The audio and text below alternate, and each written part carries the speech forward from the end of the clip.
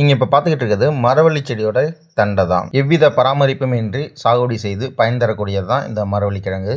1 அடி அல்லது 1 அடி ஹைட்டுக்கு அந்த மரவள்ளி கிழங்கு குச்சை கட் பண்ணி மண்ணில் பாதி அளவுக்கு கிராஸாக ஊனி வச்சிட்டிங்கன்னா போதும். அது ஹைட்டாக துளிர் அடித்து வளர ஆரம்பிச்சிடும்.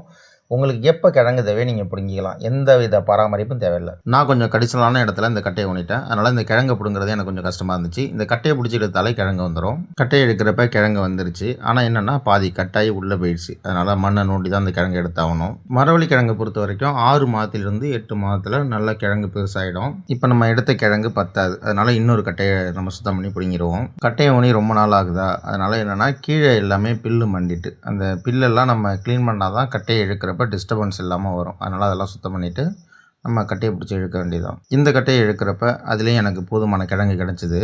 அதுலேயும் கொஞ்சம் கட் ஆகிட்டு, அதனால் அதையும் மண்ணை நோண்டி நான் எடுத்தால் தான் அந்த கிழங்கு எடுக்க முடியும். எனக்கு போதுமான மரவள்ளி கிழங்கு கிடச்சிருச்சு.